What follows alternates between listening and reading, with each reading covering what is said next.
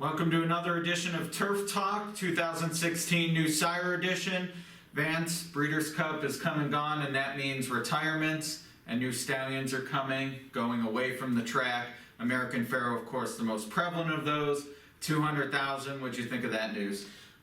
It was very big news and not unexpected. I mean, he's the first Triple Crown winner in 37 years. You had to expect he was going to command a very huge stud fee. Obviously, much more than his own sire, Pioneer of the Nile, commands. So it's not a surprise at all. And of course, his book has filled up really quick in the past week or so. Yeah, incredible to me. I mean, I started really covering racing, following breeding, etc. about 15 years ago.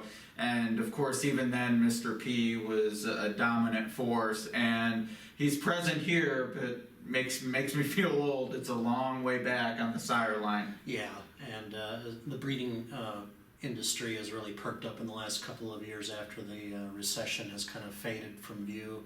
Stud fees in general are up, and it's not surprising that we're seeing such a big starting fee from this horse. Whereas maybe 5-10 years ago it might not have been as big.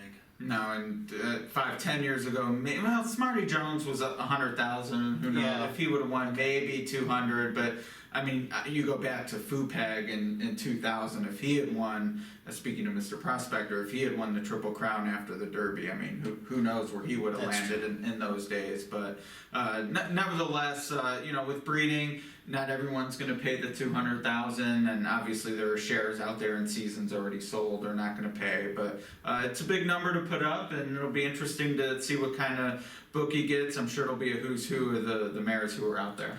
Absolutely, and when you think about that stud fee, it just overwhelms some of the other stud fees that are out there. Honor Code is going for 40,000. Liam's Map is who just won the Breeders' Cup Dirt Mile. He's pretty high on the list. Carpe Diem is at 25,000. I think those are some of the higher initial stud fees we're seeing from the new stallions next year. Others like Bayern, who won the Breeders' Cup Classic 2 years ago, they haven't announced his stud fee yet. So it just kind of goes to show how popular a Triple Crown winner can be in the breeding shed. Yeah, a lot of options out there, as you detailed, and one of the benefits of that is sometimes good racehorses who might be able to make it as studs. Tonalist being by Tappett's going to be a no-brainer, but it sounds like they're going to keep him in training. California Chrome, not as fashionable a sire line, so he sticks around. That's definitely a benefit when some of the big guns go off to stud. You mentioned Liam's Map. One of the things he has in common with American Pharoah, in addition to going to stud this year, is he also set a track record when he won his Breeders' Cup race. And as wonderful as I think both racehorses are, I do have a lot of respect for their talent. Liam's Map, I thought at the beginning of the year, was a horse of the year type threat. But bragging about these track records it's insulting to our intelligence. It is. That 1 mile distance at Keeneland is brand new. It was only run 3 times prior to the Breeders' Cup Dirt Mile. You had to expect the Breeders' Cup Dirt Mile winner, whoever it was, whether it was Liam's Map or somebody else, to break that, have a new track record. Same with the Breeders' Cup Classic. There had been no significant race at 1.25 miles on the main track in Keeneland's history. You knew whoever was going to win the Classic, whether it was American Pharoah or somebody else, was going to break that track record. And you don't hear that. Obviously American Pharoah had a lot going for him this year other than breaking Keeneland's 1.25 mile Sure. track record.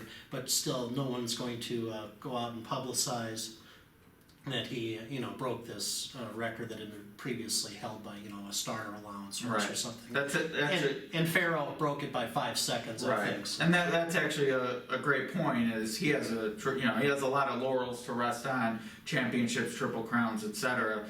Liam's Map, however, maybe not as many, and that actually makes his honor roll. And and the other thing too is, to me, 1.25 miles. Okay, Keeneland doesn't run it that often. I conceivably could see it coming up again, though. At least they will card 1.25 mile races. That mile distance is done. Unless the Breeders' Cup comes back here, they're never running it again. Which, to me, that's sort of my conspiracy theory. There was some talk about them running the dirt mile over the Beard course, which is 7+ furlongs.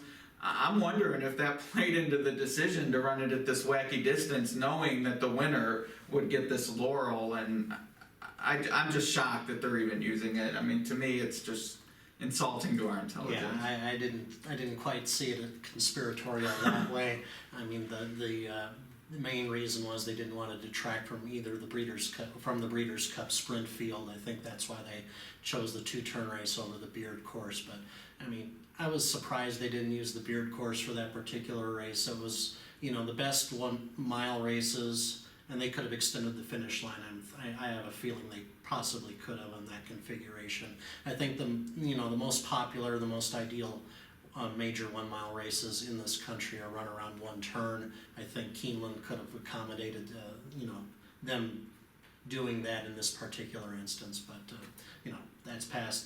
That's past, and we move forward. Yep, he's a multiple Grade 1 winner. Will be a finalist for older male, which that's a discussion I'm sure we'll have closer to the Eclipse Awards. I was shocked to see Liam's Map leading the poll among older males. I definitely didn't think he deserved that over Honor Code, but I think that'll sort itself out as sort of we take a deep breath and realize who won what races and what was accomplished.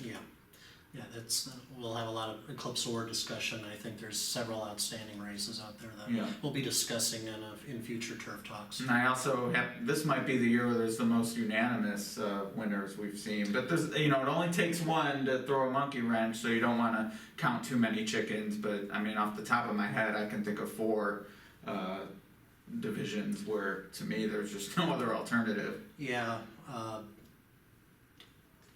there's. I think when I went through my list, I think I counted about 8 or 9 solid Eclipse Award winners. For me personally, and we'll get into this discussion a little later, I thought that the 3-year-old filly, and then a division that you don't really follow and don't vote on, steeplechase, I think is still up for grabs. There's a big race coming up this coming weekend in that division that I'll be watching. But for me, anyway, the 3-year-old filly division is the one that's still wide open and up in the air. I think the others are kind of pretty straightforward in my opinion. All right, well, we'll allow the teas to sit from there and get people to watch down the road. And there's some racing to go on this year, including steeplechase. Hopefully you'll indulge us with a blog post about it now that you've already said you're watching it. I'll definitely take a swipe at that, especially if it's not a definitive outcome in the Colonial Cup. All right, sounds good. Well, that's Turf Talk for this week. We'll be back next week with more topics of discussion. What those are, I'm not sure yet, but I'm sure it'll be fun. Yep, see you then. Take care.